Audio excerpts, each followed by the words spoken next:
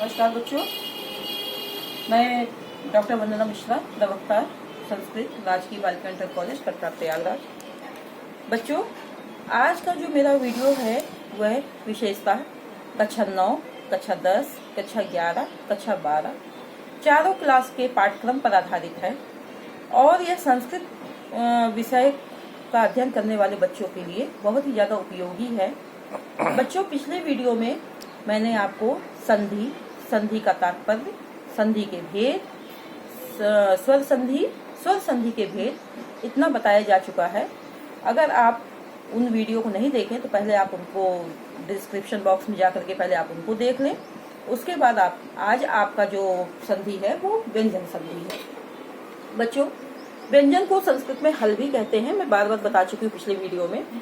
और व्यंजन संधि का मतलब ये होता है कि हल से हल का मेल, यानी कि व्यंजन से व्यंजन का मेल। जहाँ पर व्यंजन से व्यंजन का मेल होने पर विकार उत्पन्न हो जाए उसे हम व्यंजन संधि या हल संधि कहते हैं। इसका पहला भेद है आपका इष्टुत्व संधि। इष्टुत्व संधि, इसका सूत्र है इस्तो इष्णुना इष्णु, इस्तो इष्णुना इष्णु, यानी कि सकार। इस सूत्र का तात्पर्य ये है कि अगर पहले पद में आपका सकार अथवा तवर्ग है, तवर्ग का मतलब 5 वर्ण, उस तवर्ग के ता था दा धा ना, और उसके बाद अगले पद में, पद का मतलब होता है शब्द, अगले पद में शकार या चवर्ग है तो सकार को शकार हो जाएगा, तवर्ग को चवर्ग हो जाएगा।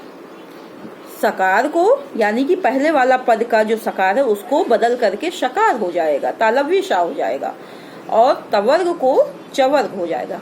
बच्चों, एक चीज बहुत ध्यान देने की जरूरत है कि जिस वर्ग का तवर्ग का जिस जौन सा वर्ण होगा, पंचम वर्ण होगा, द्वितीय वर्ण होगा, तृतीय वर्ण होगा, तो चवर्ग का जौन सा वर्ण होगा तो तवर्ग उसी वर्ण में परिवर्तित होगा। ठीक है, अब देखते हैं, जैसे उदाहरण देख लेते हैं।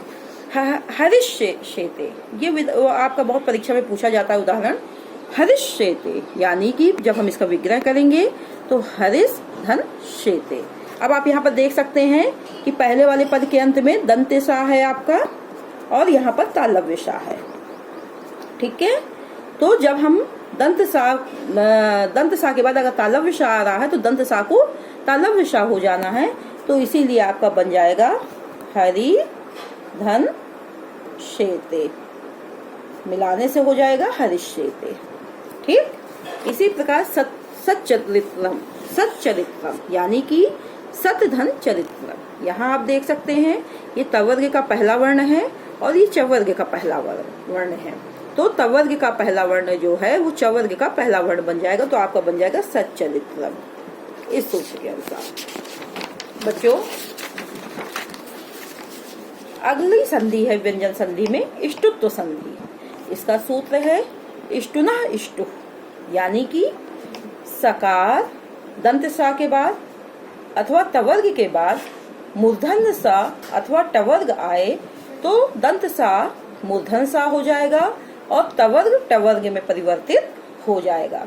यहाँ पर भी वही नियम लागू होगा कि अगर प्रथम वर्ण है तो टवर्ग है, टवर्ग का जौन सा वर्ण होगा तो तवर्ग का वही वर्ण उसमें परिवर्तित होगा, यानी कि प्रथम वर्ण है तो प्रथम वर्ण में, द्वितीय है तो द्वितीय वर्ण में, तृतीय है तो तृतीय वर्ण में। जैसे ये देखिए दे रहा है, दंत सा का मूर्धन्य सा होगा और तवर्ग का टवर्ग हो जाएगा।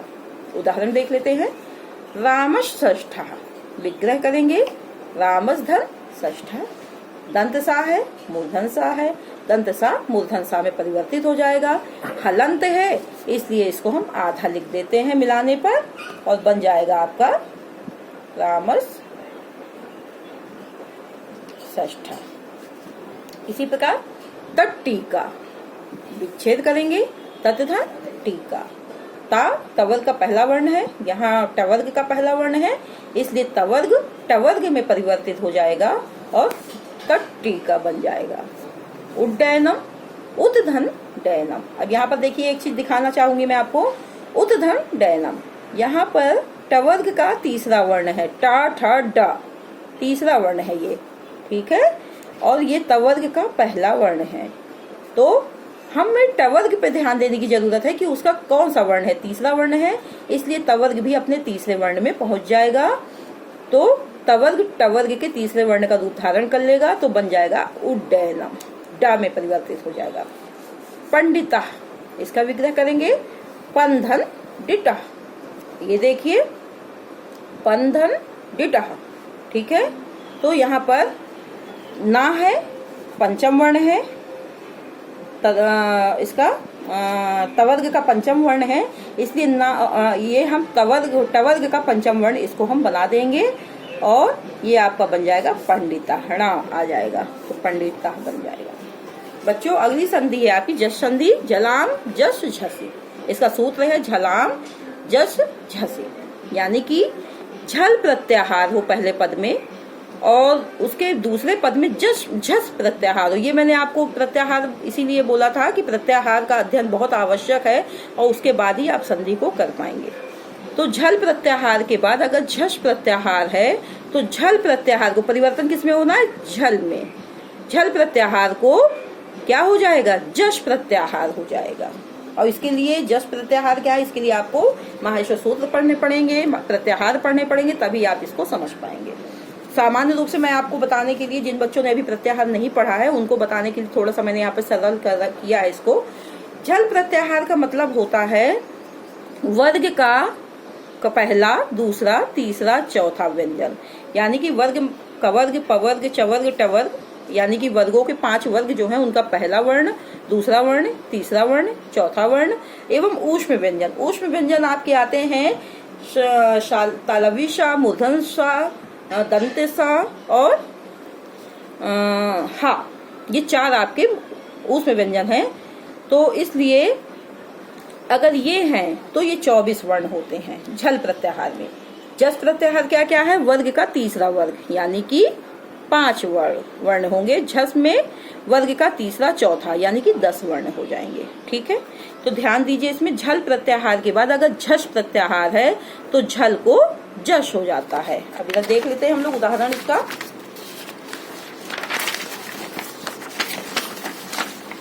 ये जैसे लब्धः, इसका विग्रह करेंगे तो लभ प्लस धः।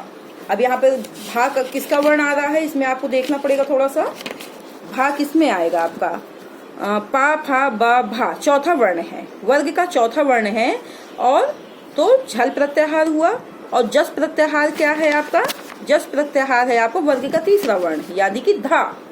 ये जस प्रत्याहार का वर्ण है, ये आपका ये झस प्रत्याहार का वर्ण है और ये आपका झल प्रत्याहार का वर्ण है। तो झल को जस हो जाना, यानी कि तीसरा वर्ण हो जाएगा। तो भा को आपका क्या बन जाएगा, यहाँ पे बा, पा फा बा, ये जो चौथा वर्ण है ये तीसरे वर्ण में परिवर्तित हो जाएगा तो बा बन जाएगा, तो बन जाएगा लब्धा। इसी प्रकार आपका बुद्धि चौथा वर्ण है, इसको तीसरा बनेगा, तीसरा वर्ण आ जाएगा तो क्या बनेगा, दा, धा को दा हो जाएगा और धी में मिल जाएगा तो बुद्धि बन जाएगा। अगला बेटा बच्चों आपका सूत्र है जस्व संधि, यानी कि झलाम जशवंते।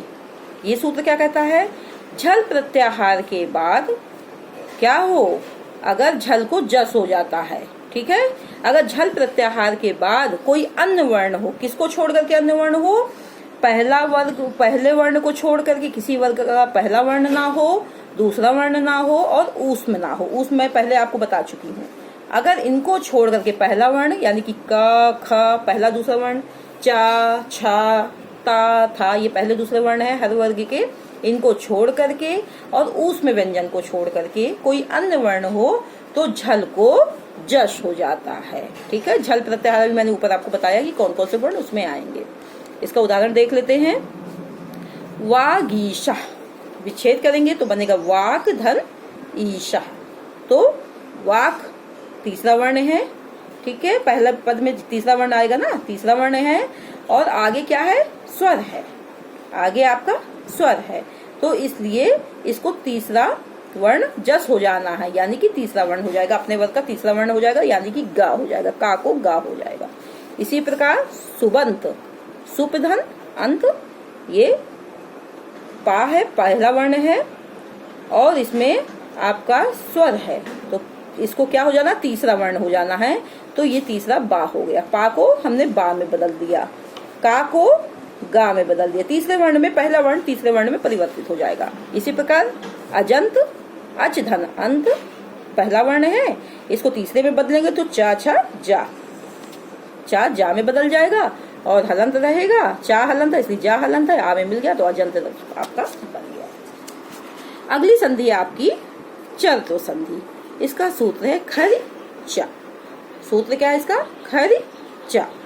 ये सूत्र कहता है, ये संधि कहती है कि वर्ग के तीसरा अथवा चौथा, ठीक है, पहला हो जाता है। यानी कि वर्ग का जो तीसरा और चौथा वर्ण होगा वो पहला हो जाएगा। कब हो जाएगा? जब दूसरे पद के पहले में पहला, दूसरा अथवा ऊष्म हो, ऊष्म व्यंजन हो या पहला या दूसरा वर्ण हो। देख लेते हैं कैसे हो जाता है।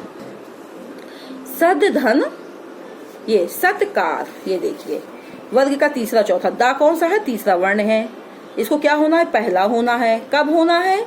जब पहला दूसरा वर्ण हो। पहला दूसरा मतलब ये पहला वर्ण हो गया ना वर्ग का, तो इसको हम पहला कर देंगे। तो जब हम दा को, ये भी पहला वर्ण है, ये भी पहला वर्ण है, तो दा को परिवर्तित करके हम पहला करेंगे तो ता बन जाएगा, पहला वर्ण बन जाएगा। इसी प्रकार दिग्पाल, दिग्धन पाल, का कौन सा वर्ण है? पहला वर्ण है, पहले को क्या होना है? तीसरा होना है, इसका तीसरा बनेगा गा, तो का को गा हो गया, दिक्पाल बन गया। इसके बाद अंतिम संधि है आपकी, व्यंजन संधि में जो अंतिम संधि आएगी वो है अनुस्वार संधि। बच्चों ये संधि बहुत आसान है और बहुत समझना जरूरी है। इसका सूत्र है मो अनुस्वार, यानी कि माँ को अनुस्वार हो जाए। कब अनुस्वार हो जाए? जब पदांत माँ, माँ मतलब हलंत माँ हो, पद के अंत में हलंत माँ हो और उसके आगे व्यंजन हो, यानी कि हलंत माँ के बाद कोई व्यंजन हो जाए तो माँ को क्या हो जाना है? अनुस्वार। अनुस्वार का चिन्ह ये होता है, ठीक है, माँ को अनुस्वार हो जाना है। देखते हैं कैसे। जैसे हरिम वंदे, हरिम में माँ हलंत है और यहाँ पर व्यंजन है, तो माँ को अनुस्वार हो जाएगा तो रा के ऊपर माँ बिंदी लग जाएगी और इसको हम अनुस्वार बोलते हैं, इस चिन्ह को अनुस्वार बोलते हैं, हरिम वंदे। इसी प्रकार ग्रहम गच्छति, ग्रहम गच्छति, माँ के बाद आपका व्यंजन है तो माँ को अनुस्वार हो जाएगा तो हा के ऊपर अनुस्वार लग जाएगा और गच्छति। इसी प्रकार आप विद्यालयम गच्छति बना सकते हैं, है ना। तो बच्चों समय की सीमा रहती है क्योंकि वीडियो अपलोड करने में बहुत टाइम लगता है, अगर ज्यादा लंबा वीडियो होता है।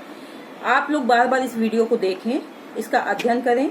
जहां पर जिस सूत्र में जहां पर भी कोई समस्या हो आप व्हाट्सएप ग्रुप के माध्यम से मुझसे पूछें, क्वेश्चन करें और मैं उसको सॉल्व करने का पूरा प्रयास करूंगी आपकी समस्या को।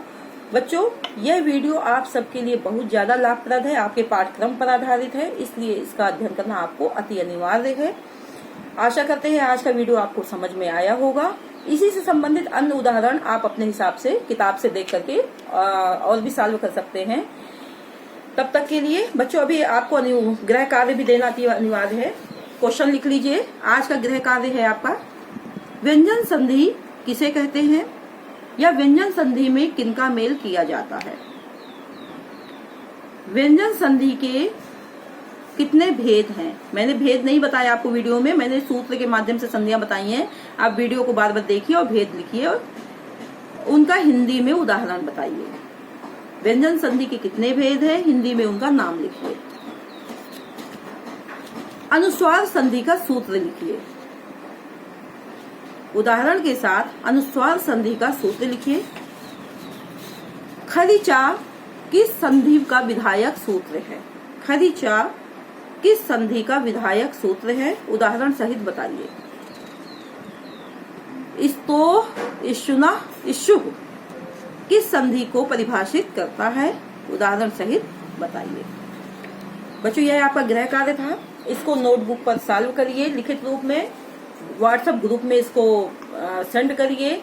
उसमें आपकी कॉपी देखी जाएगी कि आपने उसमें कितना सही किया, कितना गलत किया। जो भी गलतियां होंगी आपको बताई जाएंगी। धन्यवाद।